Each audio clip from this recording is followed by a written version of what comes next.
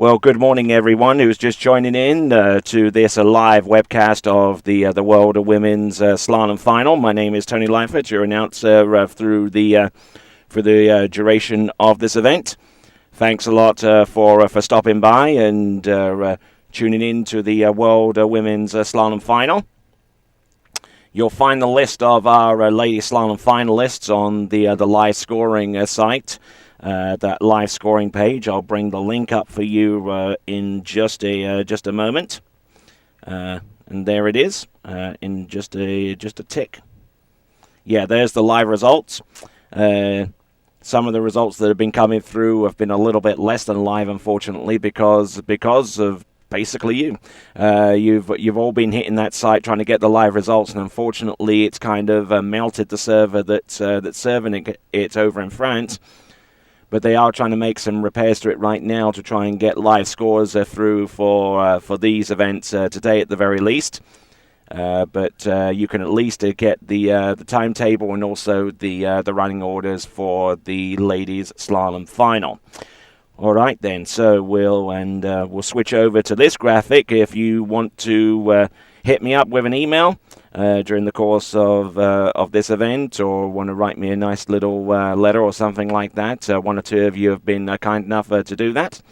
You can go to announcer at waterskibroadcasting.com. Announcer at waterskibroadcasting.com will allow you to do that.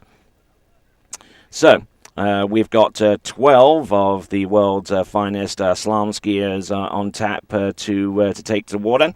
And we are about 2 minutes away from sending the boat into the course for its Phantom Pass. And then we will proceed on with our first competitor, who should be Clementine Lucine of France. Then after Clementine Lucine, we'll have Anais Amade, Amber Frank, Claire-Lise Valter, Kate Adriaensen, Gina Krueger, Emma Shears, Brienne Dodd, April Coble-Eller, Manon Costard, Whitney McClintock, and then finally Regina Jaquess, the current world record holder. Your current world champion is Whitney McClintock, who will be second to last out. We even have another former world champion in Emma Shears on that list as well. And so many great skiers on that list from a whole variety of countries across the world. And we will get ready for the women's slalom final in just a moment. So sit tight and get ready for some excellent skiing that should be taking place in about 3 minutes' time, according to that clock.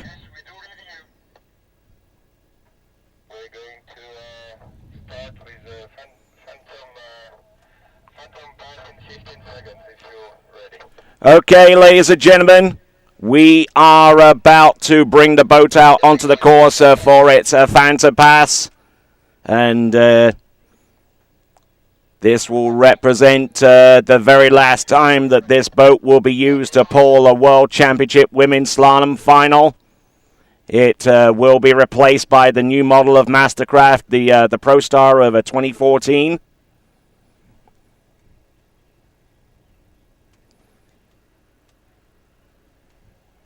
So let's see how this women's slalom final shapes up.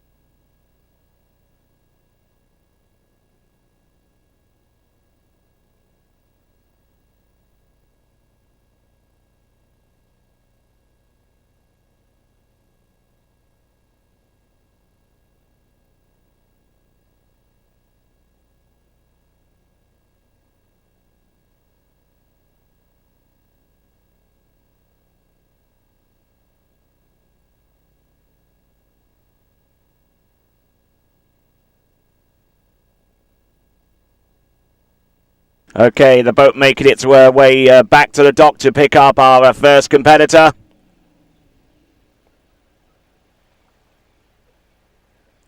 And that first competitor is going to be none other than Clementine Lucine. And she'll be coming into the course on 14.25 meters for the opening pass. 14.25 meters. Clementine Lucine, our first competitor. It is exactly 10 o'clock and we're starting.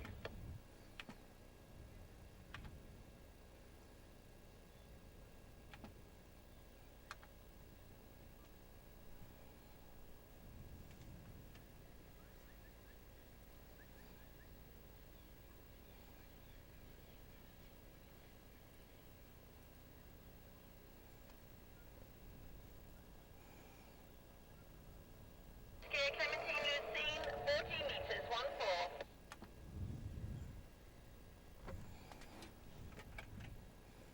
1-4. Okay, so approaching the course right now is Clementine Lucine.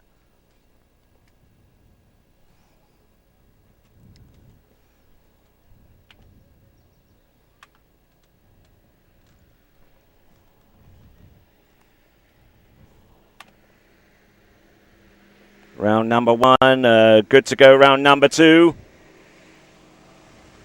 Working away round number 3 and good to go round number 4. And a great effort there from Clementine Lucine on the opening pass of 14.25 meters. Time okay, 6 boys. Time is 9-4-9-4. Tower score is 6 and 6. So a replay audience, live webcast audience taking a glimpse there of Clementine Lucine going through the opening pass. 14.25 meters, making that one look pretty sweet all the way through.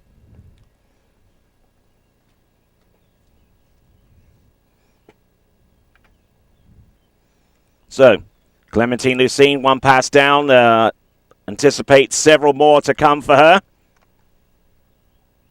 30 meters, 1-3. Okay. So, Clementine Lucine. Let's see what she's got with the next pass. Coming in from the opposite end.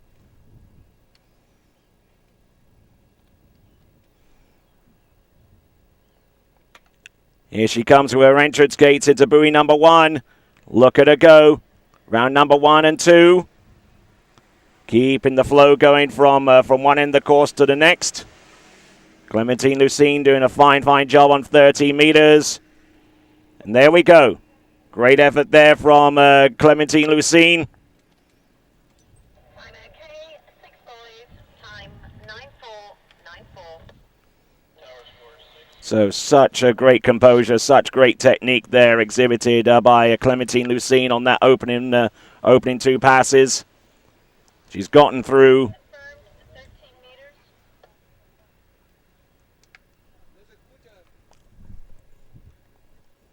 Okay, so with Clementine Lucine, 2 passes down, and we'll continue on to the next run. Looking very strong at this point in the proceedings, and looking to try and post a good score that would put the pressure on for the remaining skiers to come.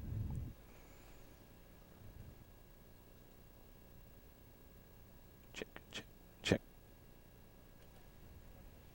So, Clementine Lucine again.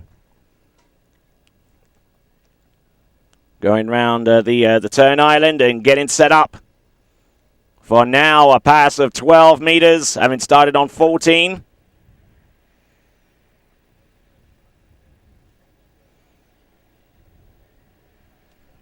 Let's see how she gets along. Round number 1 and number 2. Continue to roll off number 3, round number 4. And 12 meters appears to be a peachy-looking pass herself. So a great effort there from Clementine Lucine.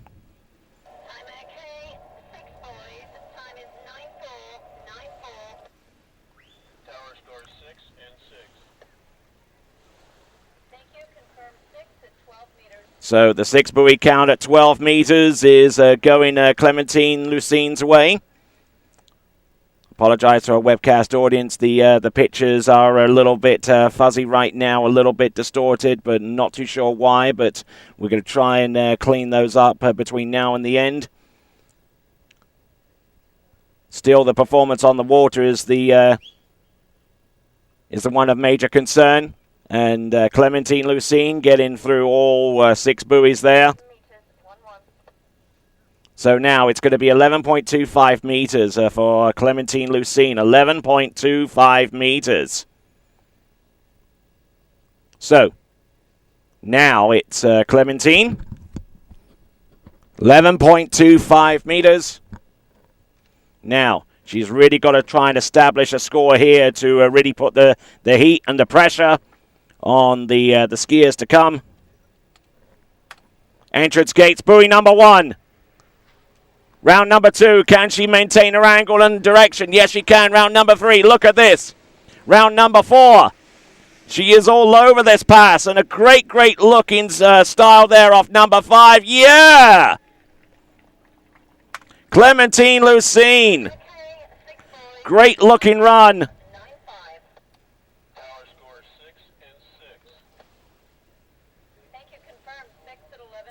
6 at 11.25 meters confirmed by our officials, and she wasn't able to get through this pass in the elimination round, but boy, did she more than make up for that this time around.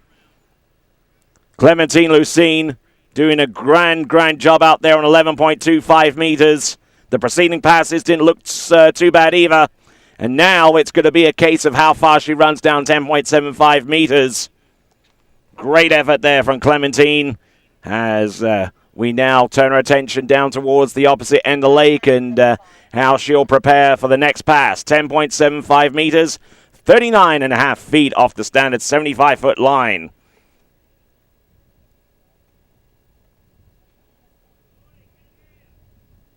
So now, we have Clementine Lucine. 10.75 meters.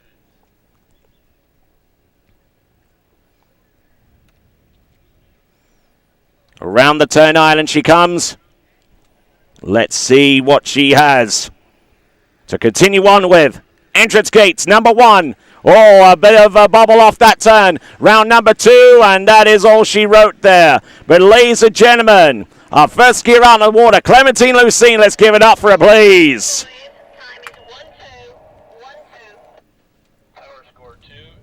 And our webcast audience taking a frame-by-frame look at Clementine Lucine. Round that number 1, handle up high, ski almost making contact with the line. And then just skiing just straight on for number 2, barely getting the ski outside. And then it was basically a foregone conclusion there that Clementine Lucine would only run as far as 2 buoys on that particular run. 2 at 10.75 meters, and that sets up the top score, the benchmark for the remaining competitors to beat in order to advance up the standings list. So Clementine Lucine setting the pole for the remaining skiers to come. We have 11 more on deck, and our next competitor, according to our list, is going to be Anais Amade.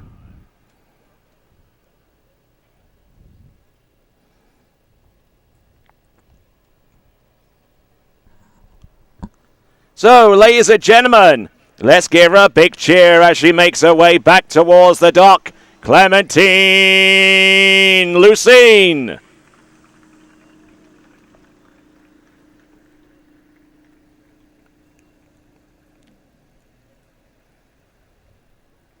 So now, next skier up, Anais Amade. Starting speed 14 meters, B2. Anais 14.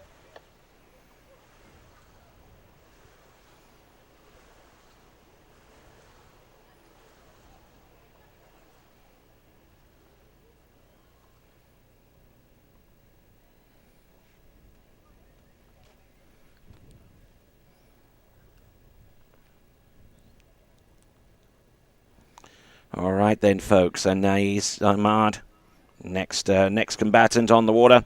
And we'll see how she gets along. Obviously, to a 10.75 meters is a heck of a score to start off with. And we'll see if Anais Amade, with her immense experience at international level, what she can do to get on level terms and continue on with the putting on a good show in the slalom event. So now, here she comes, Anais Amade.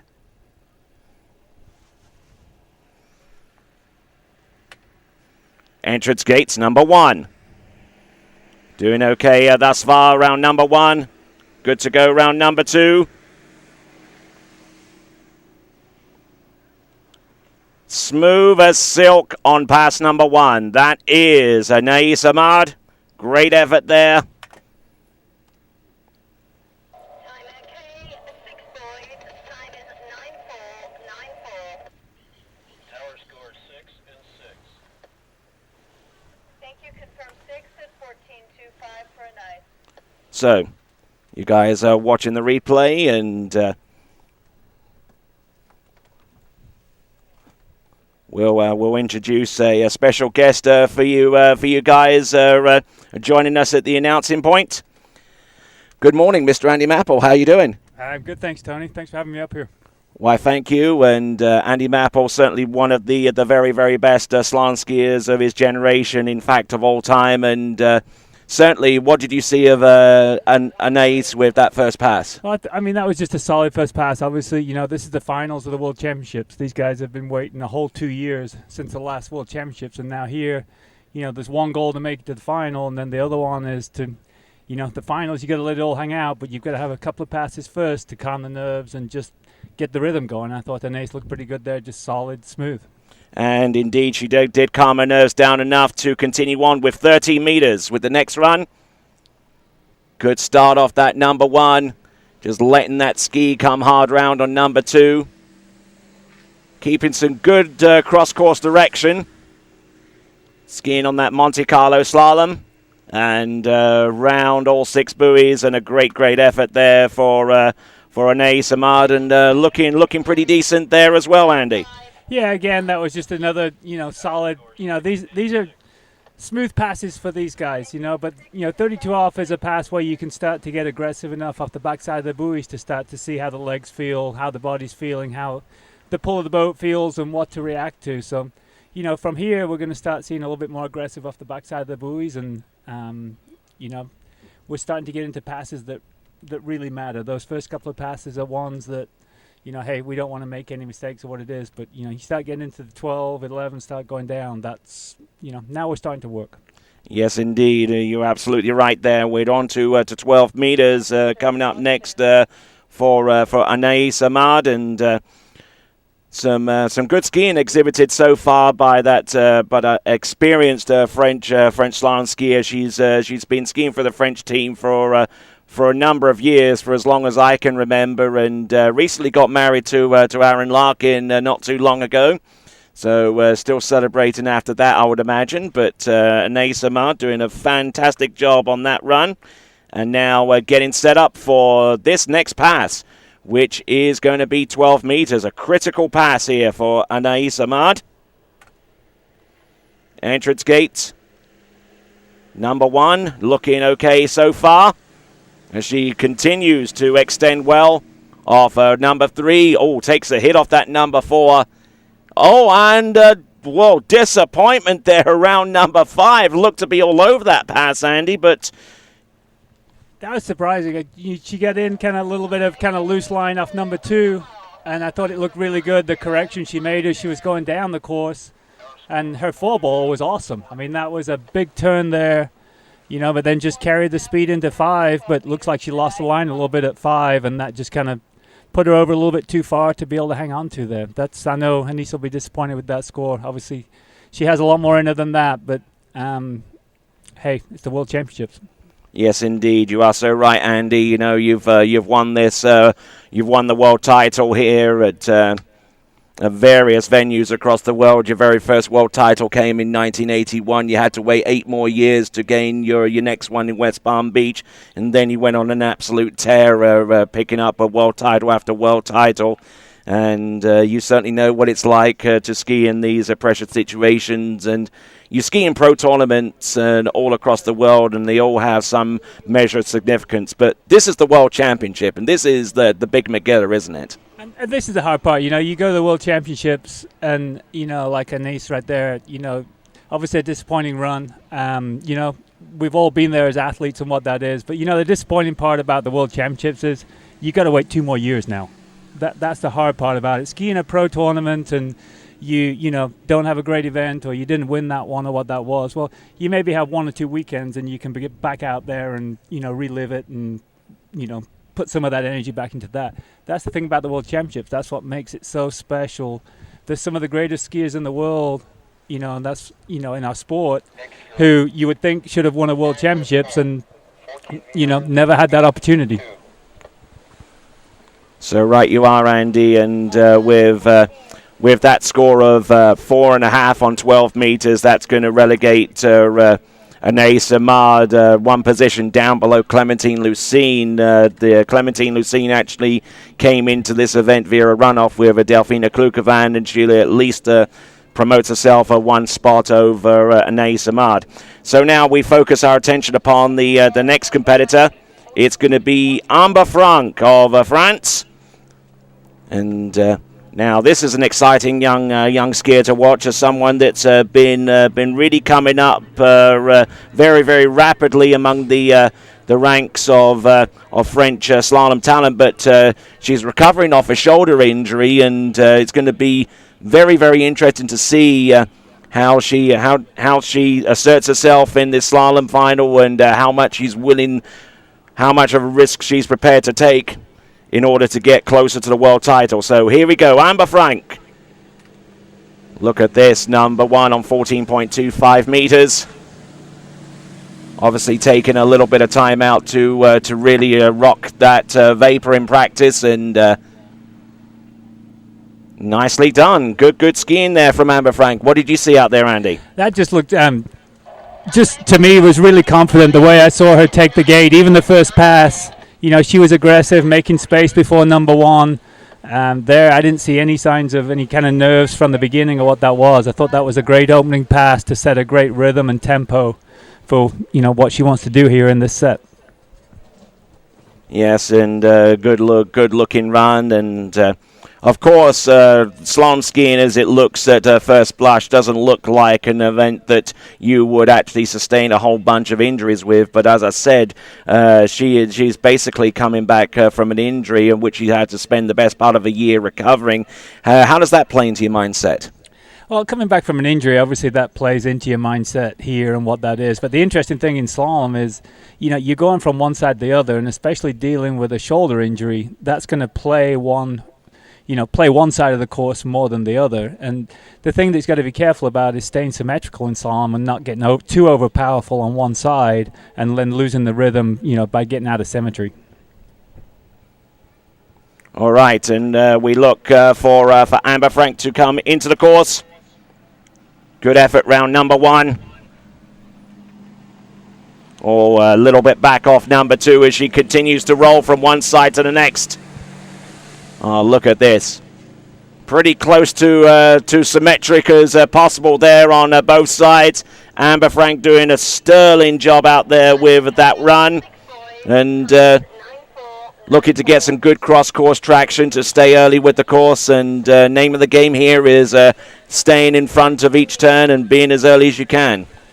Yeah, I thought that was great there. If you stood at the end of the course there and watch Amber come down, I think you'd see her so far outside the width of the slalom course and really kind of getting that pendulum swing from her widest possible point. So she's not using a whole lot of power and strength. She's actually using the rhythm and her pendulum swing to create that angle and speed from one side to the other. I thought that was a great pass to be able to set that up as the line starts to go shorter here. And shorter it will go because she's run through 14 and 13 meters. And now she will progress on to the next line length. It is going to be 12 meters. Now, we've had 2 people go into this line length. One of them successful at 12 meters. That was Clementine Lucine. The other one not so much in Anais Amade, and our third skier out. This is Amber Frank. Now turning round the bottom end and getting ready for the third pass. This is going to be 12 meters. Let's see how she gets along. Approaching the course. That dramatic turn into number 1. Oh, look at, a little bit on the back of the ski. Now she's going to have to work. Good extension round number 4. Takes the hit. Round that number 5. And excellent. Let's give it up, please, for Miss Amber Frank on 12. Now, Andy, she took a little bit of a hit there on number 4, and she wasn't exactly completely dialed into to number 2, but she stayed really, really relaxed and knew exactly where she was on the course.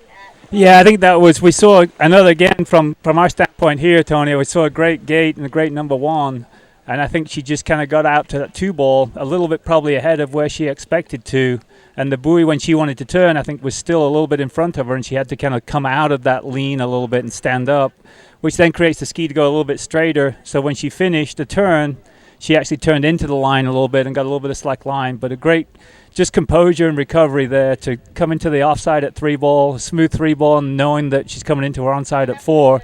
And as we saw, a big 4 ball, put her right back into it, and she was early as she could be at 5. Okay, and experience counts for a lot, and Amber Frank certainly has that in abundance despite her relatively young age in comparison to a lot of our other skiers coming into this event. I'll make reference to at least 1 or 2 of them as we approach the midway point of this slalom event. But here comes Amber Frank. Entrance gates, number 1. A little bit on the back of the ski. This is 11.25 meters. And that's even worse around number 2. Now she's really going to have to hustle. And it looks like it's going to be inside a number 4 there. But please do give her a big cheer as she makes it back to shore, Amber Frank. It's going to be 3 buoys on that particular line length of 11.25 meters.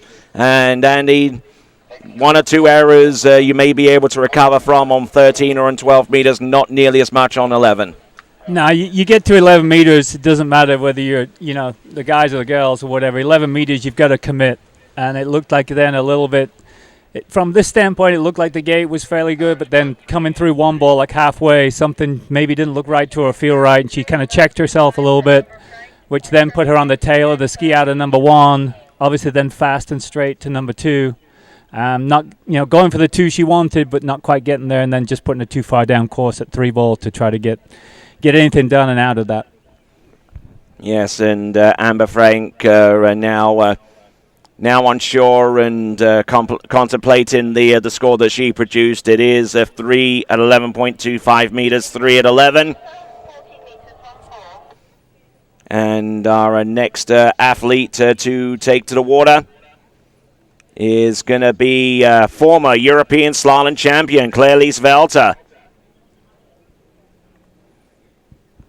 So the fourth of our skiers, 4th consecutive skier from France, making her way back into the course.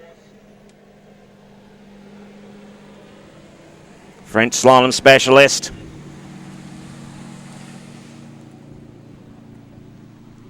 Great effort on the opening run. And very, very rhythmical on that particular run there from Claire-Lise Valter. It's 14.25 meters, but she made that one look pretty sweet, Andy. It looked like she was hardly doing anything at all out there. One side the other, but yeah, that's very smooth. And the thing about a slalom pass, a smooth slalom pass, is the result of a skier doing everything correctly and working hard in the right places. And obviously, when you see that happen like that, looks like she's hardly doing anything, but that's the result of doing things in the right place at the right time.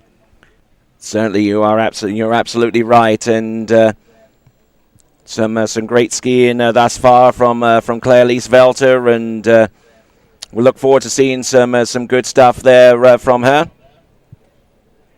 13 meters, 1-3.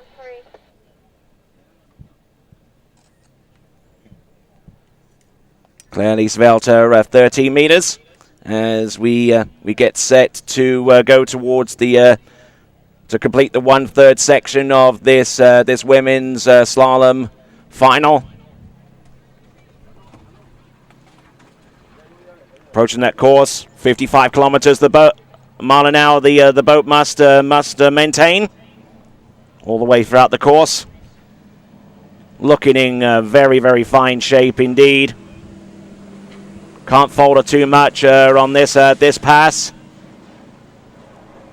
And nicely done. So that is Claire-Lise Valter. Great effort there.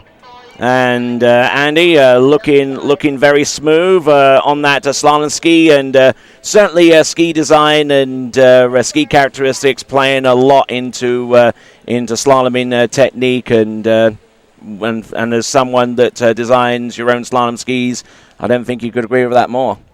No, not at all. Technology changes. In slalom ski design, obviously, you've got water flow, and the buoys. The boats still go in the middle. The rope's still the same length, and the buoys are still the same width. But, we're dealing with different technology in boats. We've got bigger motors now. We've got, bigger propellers. We've got ropes that don't stretch so much. We've got speed controls that, their job is to go back to a target speed all the time. It's not really feeling, care where the skier is. So a lot of ski design now, you've got to take a lot of those things into consideration, of what you need to do in the course to be able to control that line from the boat.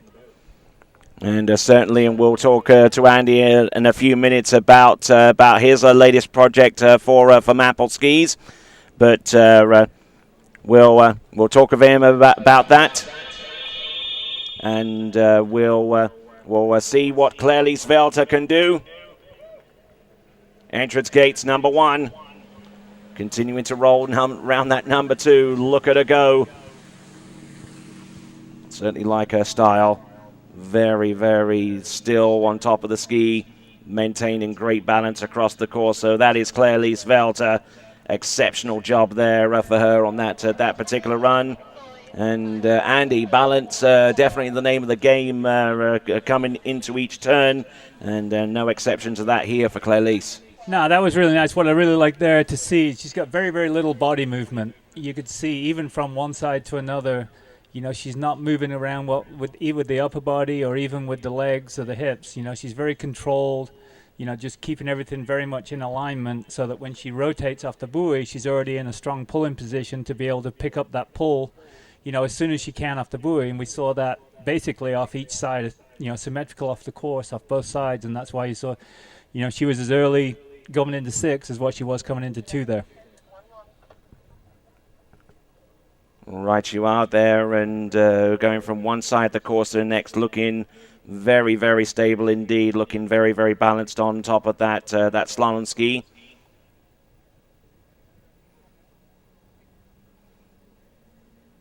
And we'll see if she has anything to continue on with this next run. Claire-Lise Valter. Now it's 11.25 meters, almost forgetting how short this line is right now for her. Now she's really having to work her way from one side of the course to the next. She's round number 4, and she's trying to get outside number 5. She at least puts herself one position higher than she did in the previous round, but do give her a big cheer. Claire-Lise Valter. And Claire-Lise getting into a little bit of trouble off number 2 and couldn't really recover at all, Andy.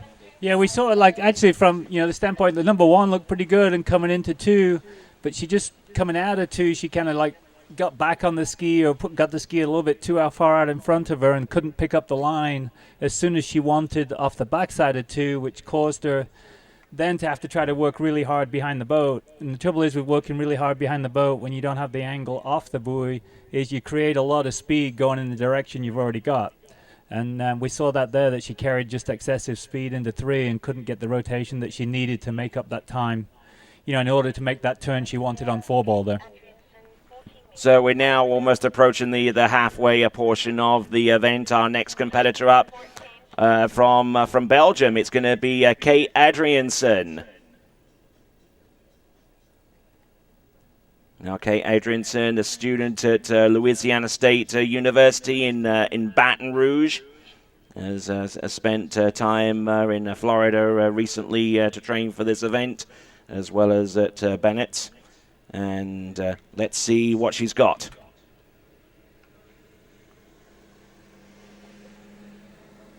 Very nice off that number one. Continuing to roll for the remaining buoys on this pass. And a great looking pass there for Kate Adriaensen, and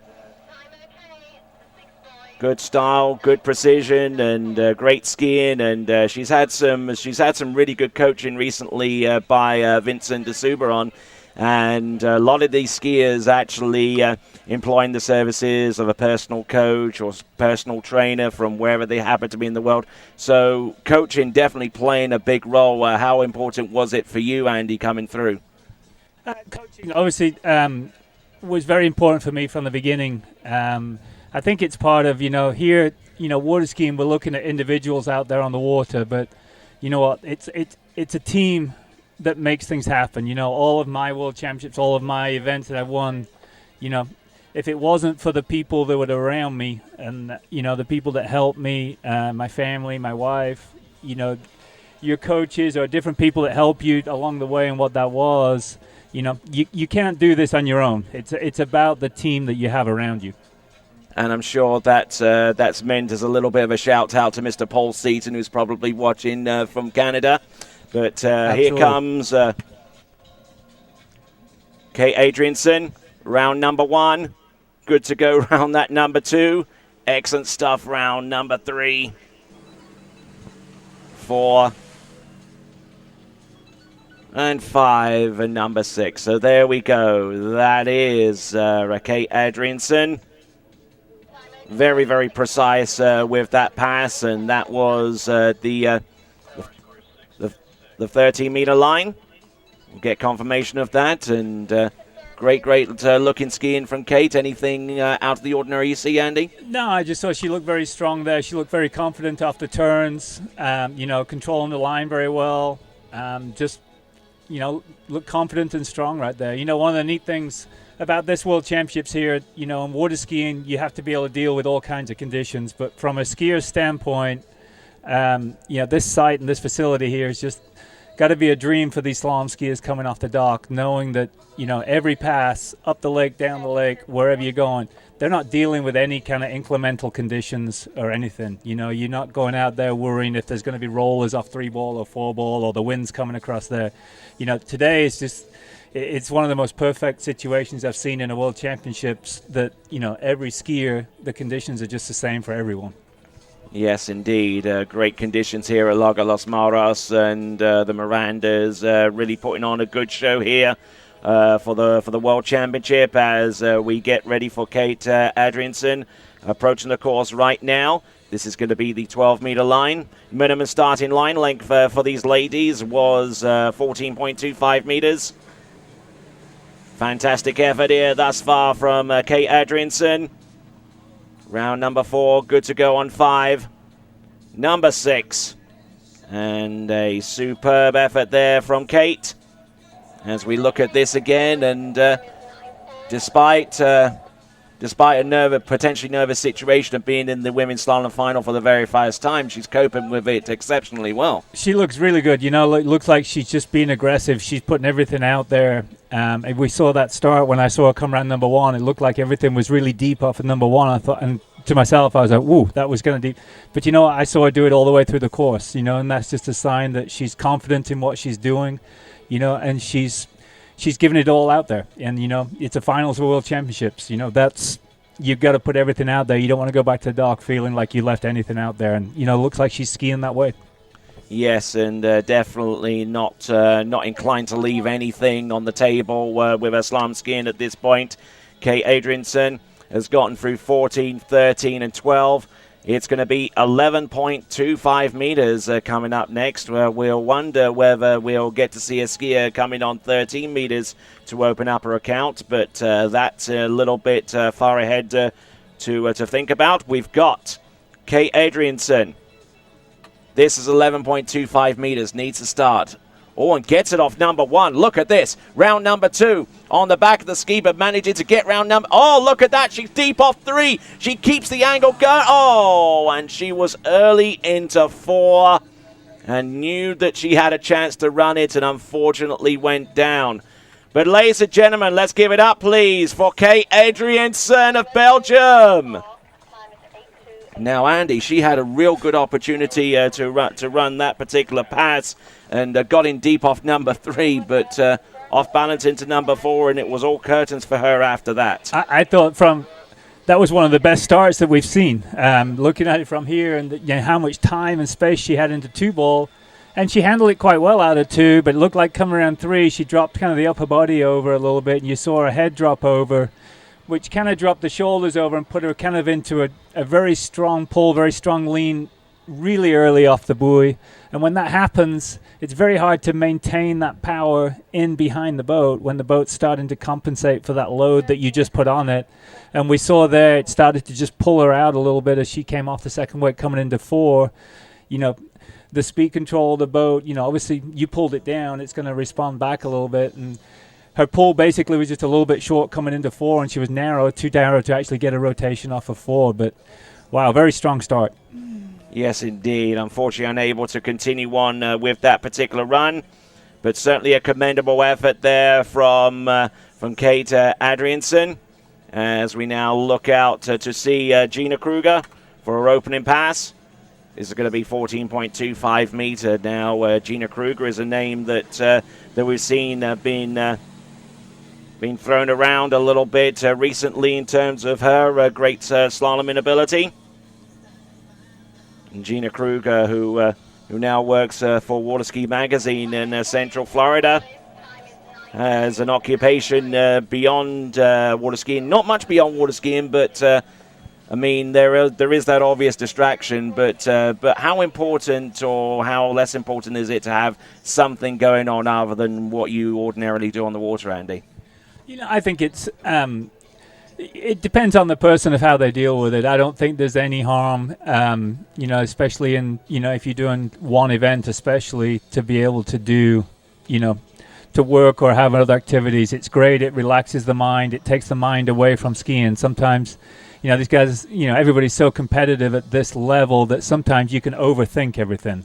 And being able to have, another activity, another occupation to be able to go do. I found the more I got involved in the industry and the less focus of just skiing, actually the better my skiing got. And I've never been accused of being anything other than an overthinker, I suppose. But I guess you've got to really get to know me in that respect. But there you go. All right, then, here we go. This is Gina Krueger. This is the 13-meter run. Looking pretty loose, looking pretty solid. Skiing on that Sans Rival slalom ski.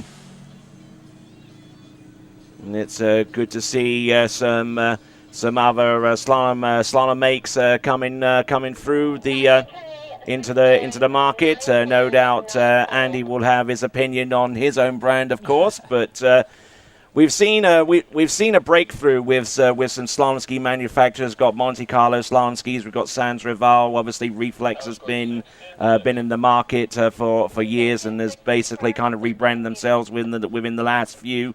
How important is it to have some new manufacturers coming into the fray? I think it's always good. It's always good to mix things up and what that is. But you know what? You see different manufacturers and somebody puts something out or where that is, there's new technology in different ways. But we got to understand, we're all human beings. So everybody, as much as we have to do the basic things to be able to make, get from one side to the other in the slalom course, we're all going to do it a little bit differently. So we're always all going to have a different feel. We're going to like different bindings. We're going to like different ski designs, different flexes, et cetera, et cetera. So, the choice and for skiers, I think that's just going to make, skiers better by having more choice in what that was. Because, the designers are all going to have their own opinion of what's going to make it work. Indeed, you're right there, Andy. And we're getting ready for Gina Krueger to come back into the course. Let's see what she's got. This is going to be the 12-meter line. Oh, hits that number 1 very, very cleanly indeed. stays over the top of her ski. She's left foot forward, which means that she can hammer the 1-3-5 side turn. Great. Oh, and decent skiing there. A little bit of a bobble off number 5 as she attempts that good side turn.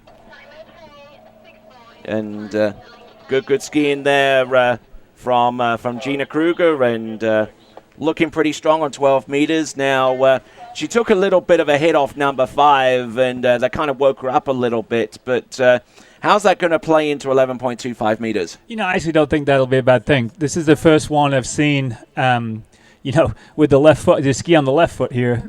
So we're going to see a little bit different. But, we saw Gina just there. I think she just checked herself a little bit on 5. She was really good through the whole pass, turning both sides real well. And I think 5, we saw that little bit of loose line, but I think that was just, hey, I'm getting down the course. This 5 ball just checked herself a little bit. I don't think that's going to affect anything coming into this 11 meters. All right, 11.25 meters for Gina Krueger coming right up. And this is going to be the critical pass for her.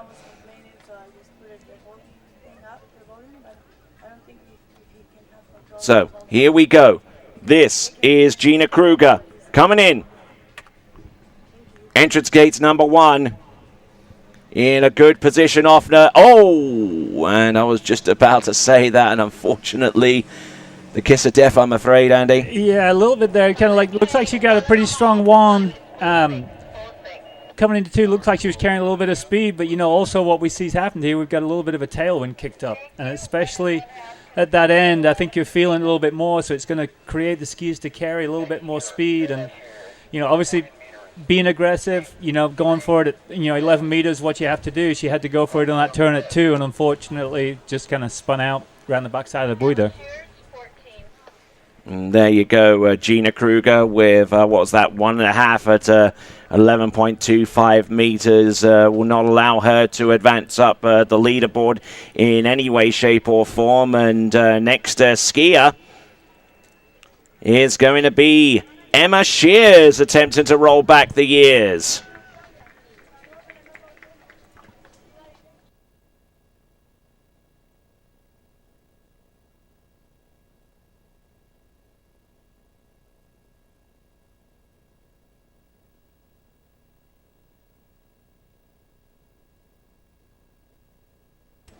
Okay, so Emma Shears, 14.25 meter run to start things off.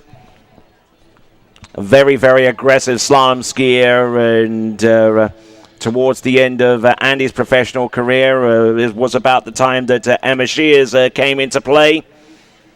So I'm sure that he's gratified to see one of the relative old guard back out there on the slalom course, and trying to tussle it a little bit with the young guns out there on the water. And that is Emma Shears, 14.25 meters. And slalom skiing is just one of those events that isn't necessarily affected by a skier's age in order to excel. I know that you compete in the World Senior Championships, and you'll probably do so next year in Central Florida. But obviously, age and experience counts for a lot in this event, Andy. Yeah, that's right. And Emma's, it's funny, when I retired from skiing, it was just, okay, I'm going to go do this, that, and the other. But, skiing's just, it's in your blood. You competed for that long, you enjoy it, and obviously, Emma's a strong competitor, always was. And, to see her back out here on the water earlier this year, I got to see her at Moomba. She got a second place at Moomba earlier this year, and just, it was the same Emma, very strong, never say die, just whatever it takes. And, it's great to see her back out here, great to see her qualified back at the Worlds, and, here giving it a rip. Yep, and giving it a rip is about right. And coming into pass number 2, this is Emma Shears. Entrance number 1 takes the handle down, goes cross course off number 2, 13 meters. An experienced campaigner, former world slalom champion. from 2001, I believe, and there we go. That is Emma Shears. Great effort there, and bringing in years and years of experience into this event. She was the world slalom champion as far back as 2001, so really wanting to gain that title again. And was there anything that you saw out there that was reminiscent of new Emma or old Emma? It just looked the same. Emma's always been a very strong skier. Obviously, does a lot of, other activities, cross-training to be strong for skiing, and she stays in great shape. But there, you can see she stays really compact with her legs. And, to stay really compact all the time like that, and that's Emma's style, that takes some strength, and control, to be able, a lot of core strength, and to be able to do that. And you see that's just Emma's style of skiing, where she's just very compact. So when, something's not quite right, she's got a nice low center of gravity, and she's, ready to take it. Yes, indeed. And third pass coming up for Emma Shears. It's going to be 12 meters now. These passes, these early on passes are 14 and 13 and 12 meters are relatively a warm-up pass for Emma, but she cannot afford to put a foot wrong as she comes into the course. Let's see what she's got. Entrance gate, number 1, boom, hits that one very, very cleanly indeed. Round number 2, look at her go. Good for 3, little bit of a reach over the tip of a ski. Round number 4, but that was to aid the ski in its turn, and very nicely done. Emma Shears, oh wow. Very, very good skiing there from her, and really using her aggression a little bit more now. Yeah, you saw that, but you kind of look at that pass. That was 12 meters, and we saw the 13. You could almost look at that and think, well, maybe they forgot to shorten the rope there. But that's just Emma's style of skiing. She's going to ski the same from the beginning to the end. And she just, is really strong right off the backside of that buoy. So she takes the pull and creates the angle.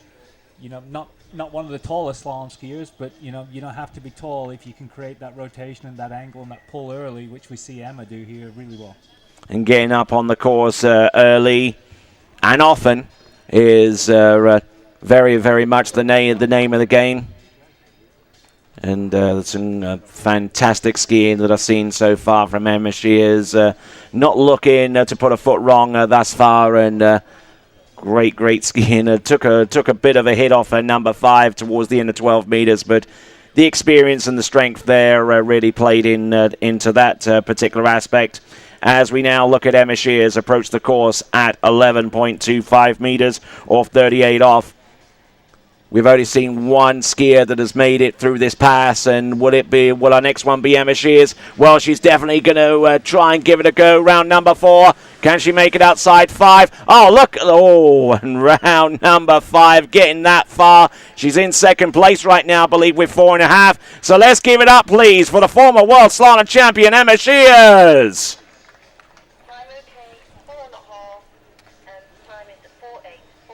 And Andy, some great stuff there, but getting a little bit late early on in 11.25 meters and just couldn't really make up the deficit.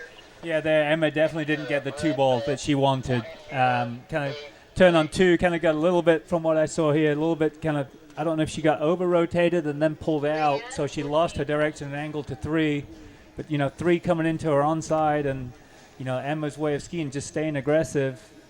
She had a good 3-ball turn, but it was actually just down course a little bit. Everything was down course from there, and she was just fighting to be able to get back some angle.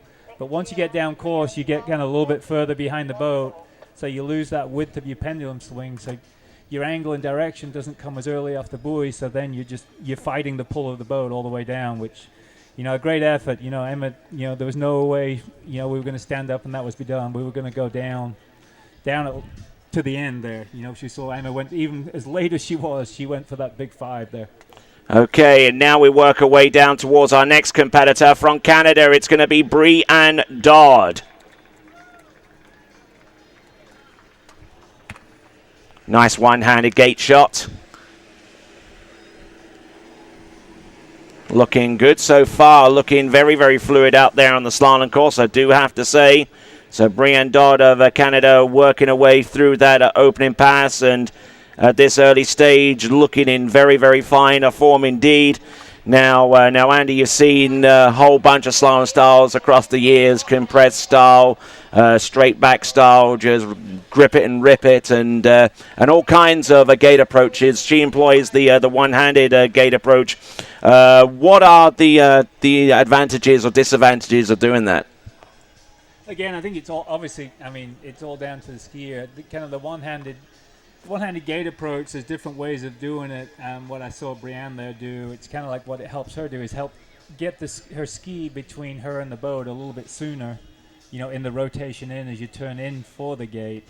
So the kind of position she's able to get the ski and the hips and everything pointed and going in the right direction a little bit earlier without so much effort. Sometimes a skier with two-handed, right there, right foot forward with two hands, can put more effort into that rotation to get the same thing. It's just depending upon the skier's style, whether you want to put that effort in and be able to control it, or if the one hand helps you get the ski between you and the boat a little bit sooner, easier. And replicating the 2-4-6 side turn within the course. So here we go. This is Brienne Dodd of Canada. Oh, nice turn off that number one, and really getting. Wow, an early exit on number 3 on 30 meters, and slalom skiing anything but predictable, and just illustrating that point right there, unfortunately, is Brienne Dodd. And what did you see there, Andy? I know, obviously, you can't say anything, but there's disappointment there. It's disappointment, to see that happen at any tournament anywhere. But she was just there, feeling that 32 off, feeling the strength of the boat, the pull, and what she needed to do, but just got a little bit over rotated.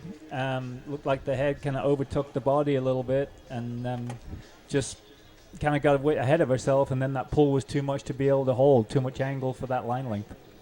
So that was Brienne Dodd there on that particular run of 13 meters, and putting her in dead last right now.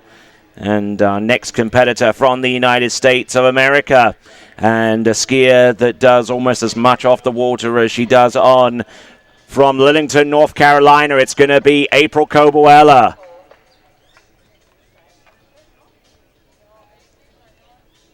So waiting on April to go into the slalom course.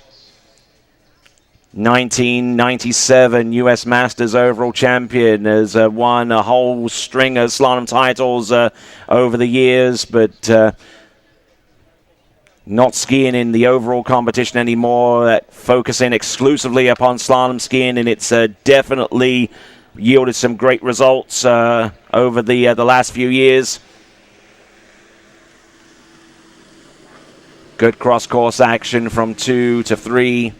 Round number 4, keeping the handle down nice and low, and on 14.25 meters. That is absolute butter, Andy. April is just so smooth. I mean, you see her go through the wakes of the boat, and you just don't see her ski move. She's just, her position, her hips off both sides, they're in exactly the same place, both sides. She's just so symmetrical and so smooth, but she's very, very deceiving. Again, it comes, she looks so smooth because, she's aggressive and works hard in the right places at the right time, So as we see the line get shorter, we'll see her, get a little bit stronger, get in there. But you'll see with April, the body position won't change at all. Yes, and April comes into this event with a great supporter structure. Her father, Gary, her mother, Shirley, are on the shore side right now watching in.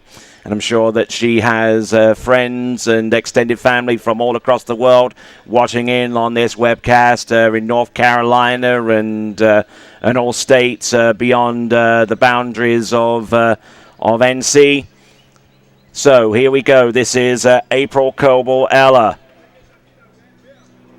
And let's have a look at this. This is going to be the 13-meter run. A little bit on the tail of the ski, but nothing she can't control, and just really looking to limit her movement on that ski around the turns, just getting into good fine shape, and That style almost reminiscent of a recent inductee to the Water Ski Hall of Fame, Mr. Lucky Lowe, and my congratulations goes to that man. But really limiting the movement is definitely key at these early passes. It's interesting. I watched April through that pass, and I purposely just wanted to watch the rope. I wasn't really watching what she was doing. Obviously could see what she's doing, but I watched the rope all the way through, and I don't think the rope there was ever a point anywhere in that pass where the line went loose at all. Even 32 off is a pass that's totally in control, and for any of these skiers. But to watch the line with April, anybody who can watch that replay back of that, it's really interesting just to watch the line and the control she has. It's really cool. Yes, indeed, and she's skied a share of tournaments across the world. Her own training facility in Lillington, North Carolina, where she does almost pretty much everything. Books the students, drives the boat, coaches, pretty much does it all, and still has time to organize an annual professional water ski tournament in Milwaukee on an annual basis. So let's have a look and see what April Coble can do. Here she comes. This is 12 meters or 35 off in American parlance. Rope control there, definitely the name of the game. Round number, a little bit loose into number 4, a little bit narrow, but she compensates for it well and gets round all 6 boys. April Coble-Eller. And I guess you were watching the line once again there, Andy. Did you see anything different? Yeah, we started to get a little bit loose. We saw a little bit loose out of 2-ball there, but April's got so much experience that was absolutely no big deal to her. There's some things in there. There was a few little things that I know, April at the end of the leg will be just making adjustments and knowing what she has to do. But that's part of why these skiers start. The ladies are starting at 14 or 13. You don't go out there at your maximum pass because every time out on the water, your body's going to feel a little bit different. You're going to react a little bit different, the mindset and what that is. So these early passes are so important to run early and run, as you want to basically run the later passes to see how the body's going to react, how things are feeling so that, every time at the end, these guys are so experienced that they're making just little adjustments of what they need to do before they come back in the next pass. And there's going to be one heck of an adjustment that she needs to make now because the line has now been shortened down from 12 meters to 11.25 meters. Let's see what she's capable of right now. Through the entrance gates, number 1 takes a good snap of the line round that number 2. Oh, look at this. Round that number 3. Whoa, handle coming up high off number 3, but she's more than able to compensate for that, including hitch on number 4. And our second skier through 38 off, 11.25 meters. Is April Coble-Eller. Yes, sirree. And she basically had that pass dialed down right off the first 2 turns, Andy. Yeah, I agree. I think she really I believe she got the start she wanted. And then, out of her onside on 2-ball, that was all still staying well. She stayed control with it, got great angle out of 2. And then from then on, I think it was just staying in control, and doing what we had to do. She'd already established a rhythm, into that 11-meter pass. And she just carried that rhythm all the way out. Because we saw, she was standing there, early for 6. That's a good sign that the skier kept the intensity, kept everything going all the way through the course when they're out there waiting for number 6. Intensity indeed, and such an intense occasion here at the World Water Ski Championships 2013 here in Lago Los Moros, just outside Santiago de Chile. For those of you that are watching us, it's just a little bit before 11 a.m. Chilean time. Those of you tuning us around the world, you are most certainly welcome to this webcast as well. If you're just joining us, we are down to our last 4 competitors. We have Manon Costard, Whitney McClintock, and Regina Jaquess on deck. But on the water right now, April Coble-Eller coming in with 10.75 meters, and anything more than 1 will give her the lead at this point. Entrance gates now, round number 1. And coming up a little bit short on number 1, Andy. Yeah, it looked actually, I was watching the pull out for the gate there. She actually looked pretty good on the pull out for the gate. She looked like she was carrying good momentum, and then the angle across into the course looked good, but just looked like she was coming in. The closer she got to number one, kind of the more she was getting a little bit over the front of the ski. And at 10.75, you have no choice. You have to rotate. You have to go no matter where things are if you want to get down this course. And I think April was just, a little bit too kind of on the front of the ski by the time she approached the apex of the turn. And then having to make that turn, it just killed all the speed and took the speed away. So the line was just, too hard to hold on to right there. That was unfortunate because that was, all through those passes, she looked like she was just really dialing in a rhythm and, being strong, looked confident. But, at these shorter line lengths, split-second things, that's what happens. And at 10.75 meters, just so that you understand, for you guys watching in on this webcast and not too sure about slalom skiing, the course width is 11.5 meters wide. The rope is 10.75 meters. So you're really going to have to be on your game to make up more than about three-quarters, at least, 0.75 of a meter, almost a meter on that. Yeah, and that's what, it's not so much, hey, I've just got to get around the buoy. It's about approaching the buoy at the right time, the right place at the right time to be able to make a rotation also. So, a lot of times, the width of getting outside the buoy is actually before you reach the buoy. So you're actually coming back across it, using body length, coming back across it. So it is actually, as we saw a great shot from our standpoint here, where, it was just April's ski out around the buoy. But if you looked at her before the buoy, it looked like the body was kind of outside over there, and it comes back over the top. But, it's so much about timing of what this is. It's not so much just getting around the buoy that counts. It's, like I said, arriving there, the right place, the right time. All right, and I wondered when this was going to occur, but it has. Manon Costard of France has selected 13 meters to get her run going. Manon Costard of France, former European slalom champion from 2011, won that title in Skynes in Norway. And I'm sure we have some viewers in Norway who provided the original server for the Water Ski Broadcasting Company. We're now transitioning to YouTube, where you guys are watching from. But to Lars Ola and Ronny Kaveslevangen and those guys in Norway, we certainly appreciate your efforts and your support as we bring in Manon Costard for her opening pass. This, as a reminder, is 30 meters. Needs to get on the good foot, as James Brown would say. Round number 2. Good to go, round number 3. And Andy, does that look like 30 meters to you?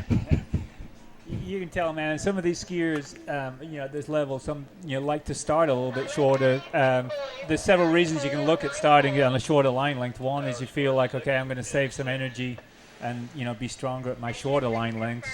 Another way of looking at it is if I start a little bit shorter line, it's going to make me get into the passes a little bit quicker, so I don't get any kind of lackadaisical stuff going on out there. 13 meters is a pass, even at this level. You don't dilly-dally around. You've still got to go in and get into it. And the other, the third aspect of starting a different line length could be from wind conditions or, a different setup from one end to the other where you're trying to calculate, put a few of the tactics in there of, where you want your maximum pass, into the wind, downwind, or where that is. Yes, indeed. There's a lot of aspects in play: energy conservation, wind tactics. There's hardly a breath of wind on top of the water, but obviously the wind kind of catches your body, and if you don't prepare for it right, then it could adversely affect your performance from there on in. So now we are at 12 meters, one pass earlier than what we've seen from our previous female skiers. Here we go. This is Manon Costard. Now she's really going to get on it off number 2, but she is on fire. Round number 3. Look at this. 12 meters. And this is aggression personified. Round all 6 buoys. Let's give it up for Manon Costard. And Andy, very, very aggressive off number 1 and well wide on 2. Yeah, I'm thinking that 13-meter start was to get right in it and get aggressive because, there I think she was just, she's a strong skier, got a lot of experience and, I think she's just, being aggressive, which you have to be, in a World Championships. And I think she just probably came off the dock right with the attitude, I'm going to get just right stuck into this thing and just go chase some buoys.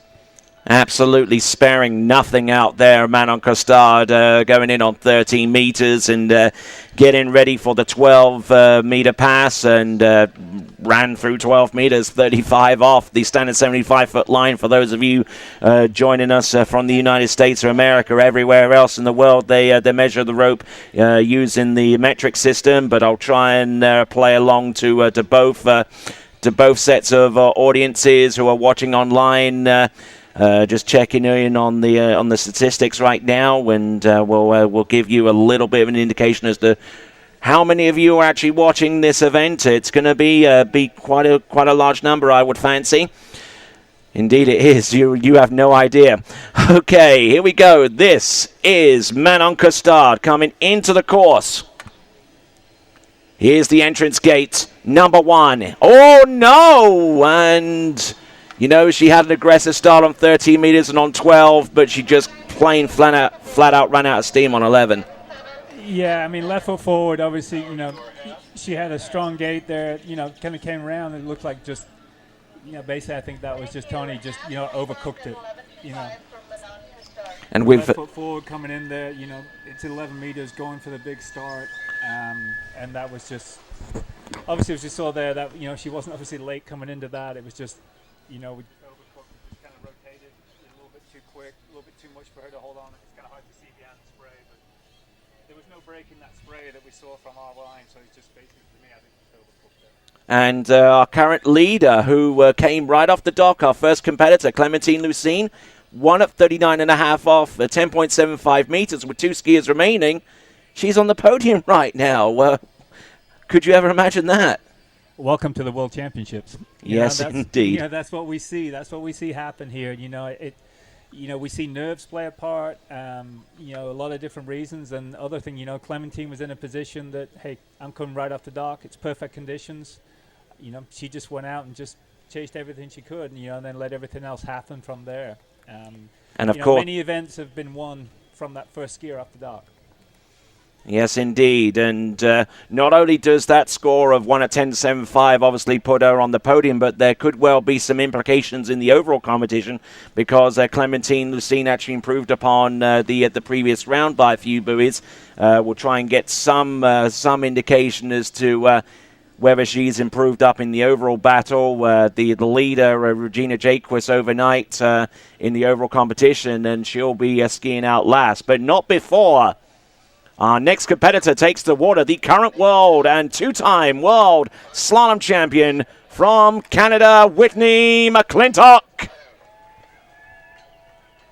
you, Whitney McClintock, 13.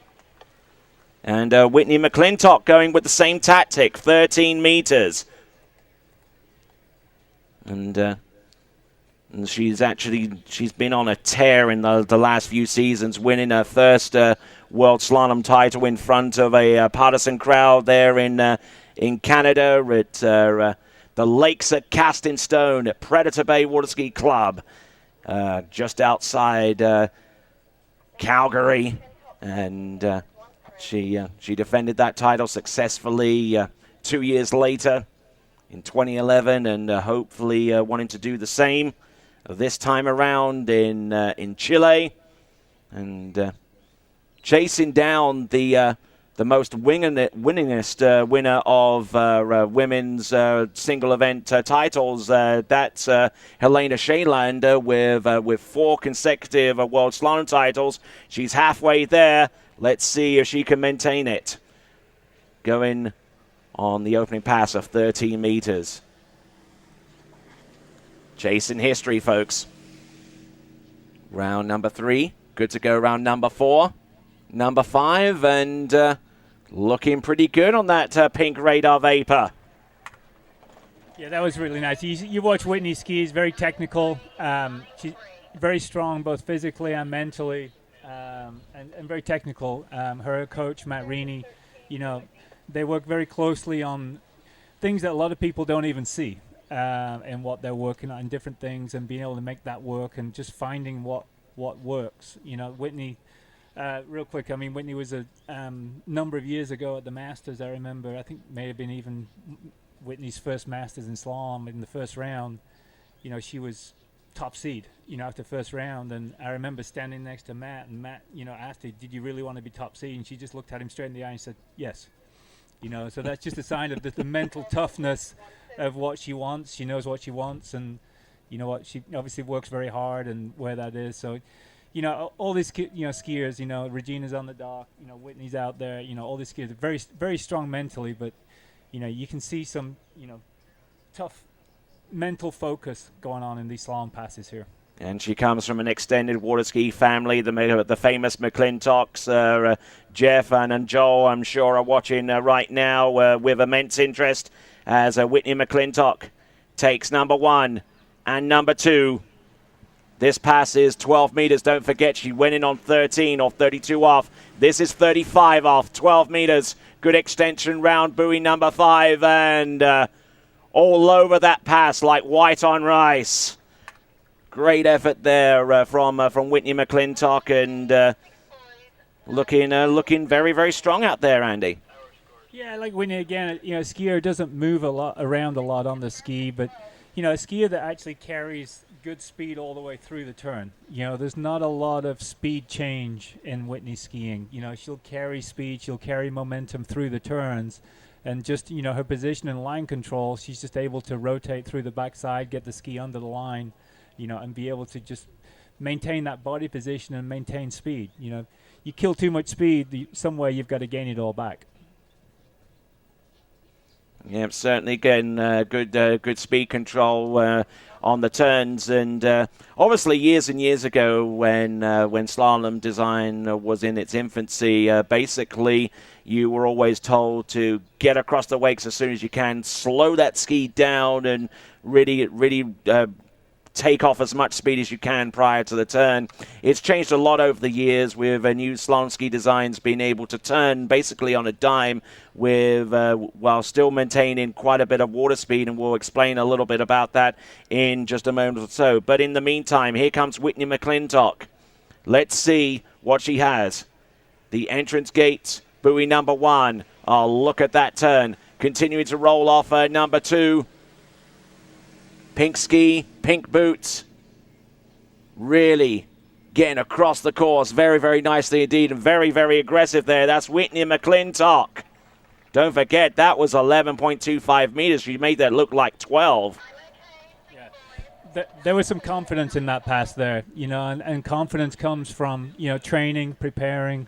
You know, I mean, we're in November here, you know, late November, so this is late for these skiers. So a lot to be able to maintain, you know, the level of skiing of what it is from, you know, starting skiing, you know, the end of February, beginning of March, at the first events in Australia, all the way till now. That takes a lot of focus on managing your time, managing your training, to be able to do that. But that there was a lot of confidence in that pass right from the beginning. You know, Whitney knew everything that was going to go on and what was going to happen on the backside of those buoys there, what I saw.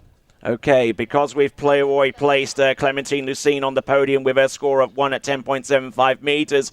The next lowest score that she's got to exceed is more than half at 10.75 meters. That score belongs to April Coble-Eller. So it's now for a place on the podium. It's between Whitney McClintock and April Coble-Eller. Let's have a look and see. Oh, look at this tailwind. It's gusting up a little bit. Could this play adversely into Whitney McClintock? Oh, look at that, round number 1. She's round number 2. She's in the lead with at least a silver medal. Now let's go round now. Oh, look at this, round number 3. Look at this, folks. This is an attempt at 10.75 meters. I'm not too sure whether she made it round number 5. But big ups there. Let's give it up, please, for Whitney McClintock. And wow, we'll get confirmation on that score in a moment. Looks like they're scoring 4 right now. It is 4 buoys, Andy, and that tailwind that you just pointed out to me just before the beginning of the pass just kicked up there. And how do you think that affected Whitney? You know what? I saw that little bit of breeze coming along the water there, but you know what? I don't think it affected her at all. You know, right in front of us when she came out of 3 ball here, I mean, she was right on the backside of that, as tight as what I think you can get at 10.75. And coming into 4, she was early. She looked like she had good width there, but it just looked like got a little bit of cautious out of coming off the backside of 4, and not the same intensity she had off the 2 ball. And then once you lose that pole, it just took her inside of 5 there. But that was just an awesome 1, 2, 3 that I saw there at 39. Okay, and our remaining skier to take to the water. The only skier out of the elimination round to run 10.75 meters, the current world record holder. It is none other than Regina Jaquess of the United States of America.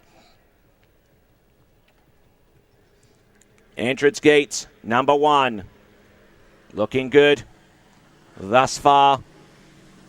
I believe that is 30 meters. Doesn't look to be any longer than that. Precise once again from Regina Jaquess. Can't see too much wrong there, Andy. No, not at all. I mean, obviously, Regina's, obviously a strong skier, aggressive skier. I think we see from Regina, I think we see some of the most aggressive turns from any lady who can hold on to them. I think it's just all the way through. I watched in the preliminary round as Regina got through 10.75, and there were some unbelievable turns in there that were just, right off the backside, turning really early, and not giving up anything. And certainly on good form. She's won slalom title after slalom title.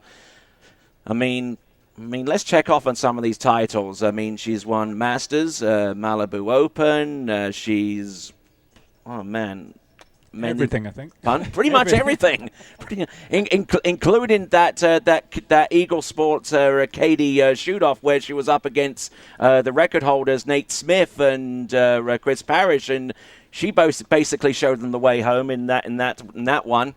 Let's have a look and see what Regina Jaquess can do. Entrance gate number 1. Decent. Round number 2. This is 12 meters. Can't afford to put a foot wrong here. Out of Santa Rosa Beach, Florida. Regina Jaquess, let's give it up for her, please.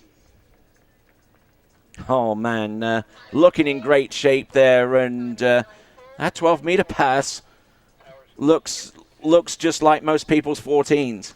Yeah, she just looks,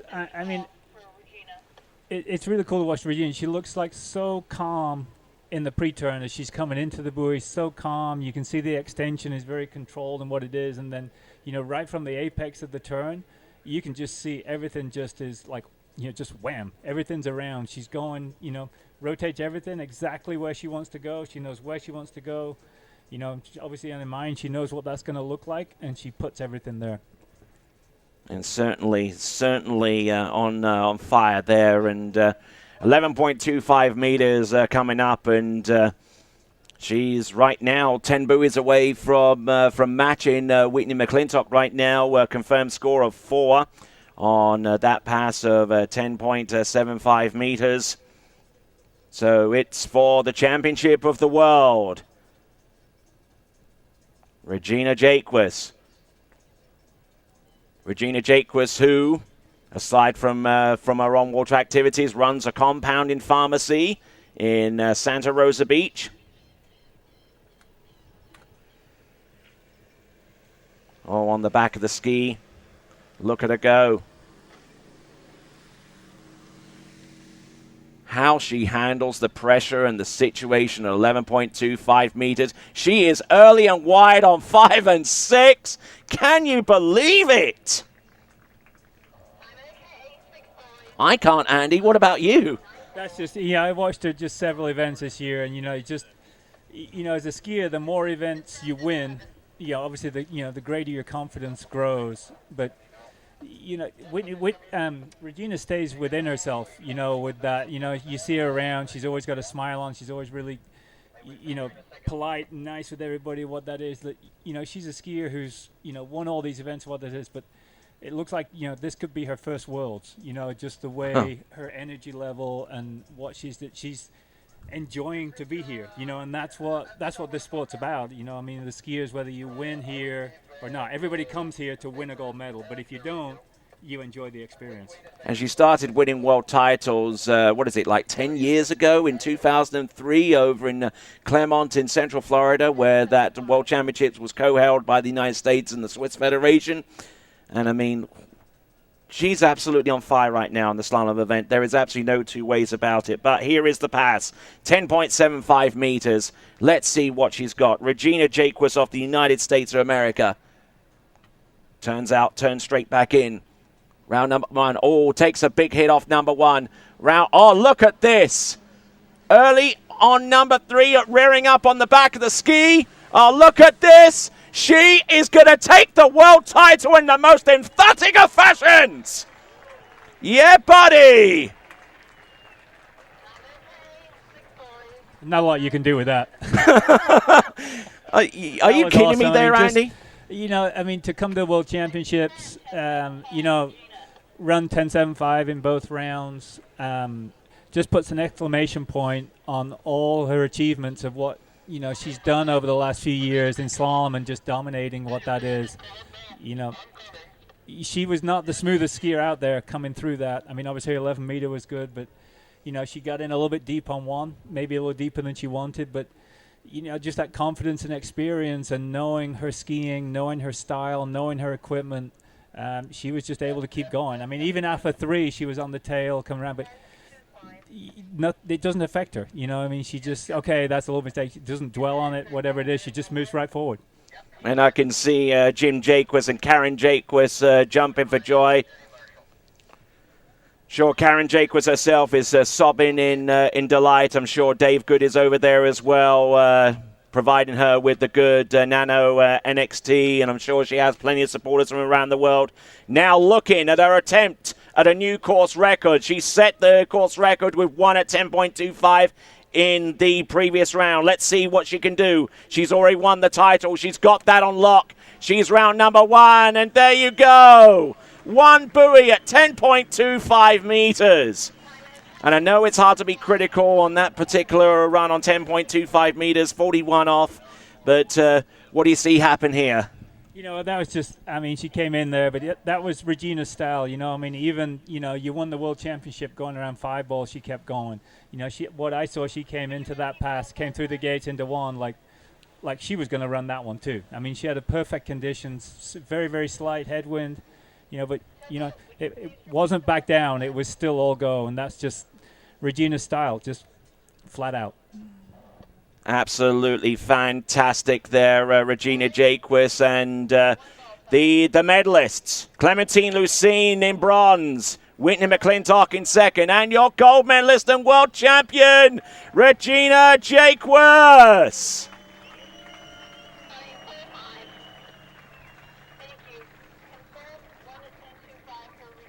Skiing into the dock. And for you webcast fans, you're looking at the World Women's Slalom Champion leaderboard right at the end. Gold medal for Regina Jaquess with 1 at 41 off. Silver medalist Whitney McClintock with her score of 4 at 39.5 off. And bronze medal 1 at 39 with Clementine Lucine. Those are the unconfirmed positions right now, but really some fine slalom skiing there, Andy. No two ways about it. We're going to take a little bit of a break before we go into the men's competition. But so far, Andy, thank you very much indeed for helping us out with the commentary. I'm sure you guys out there listening on the webcast in your thousands right now have been checking up on that. We're appreciating the input from Mr. Andy Mapple. I hope he's going to stay for a little bit with the men's slalom competition. Is that right? It's kind of a good place to watch from up here. So, I'd enjoy to do that. Kind of watching men's slalom, but just you look at those scores from that, the finals of the ladies. Into 41, the bronze medal. 2 at 39, 2 at 10.75.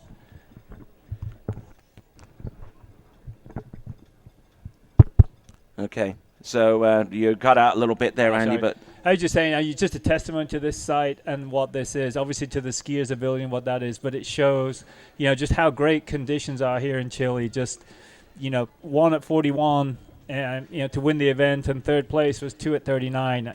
Some great skiing by all the ladies, but just to see scores that high, that's obviously to be a well-rounded skier, you deal with all conditions, but I would think it's a real joy for the skiers to be able to ski out there in these kind of conditions. And Andy, you can take a look at this 39.5 off pass from Regina Jaquess, the second to last pass from Regina, and some great skiing. I mean, hardly put a foot wrong. She really got that ski round, held onto it, and just continued to roll.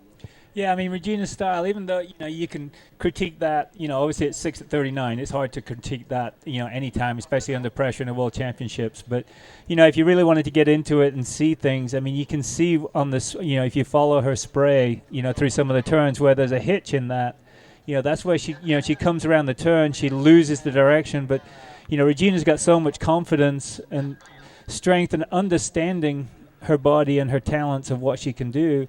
There's absolutely no hesitation in just getting right back into the pass, and that's what we saw all the way through there. There was, a skier's gonna make mistakes in a slalom course. Nobody's ever gonna run a pass perfectly all the way through. We're human beings, and that was a classic example there of, hey, we make the mistake. She never dwelled on anything that was happened there. She just kept moving forward and getting on with the job, and that's what the most consistent slalom skiers in the world will do, and that's what they have to do, and that's what we saw from Regina, and that's why she's been so dominant in slalom the last couple of years.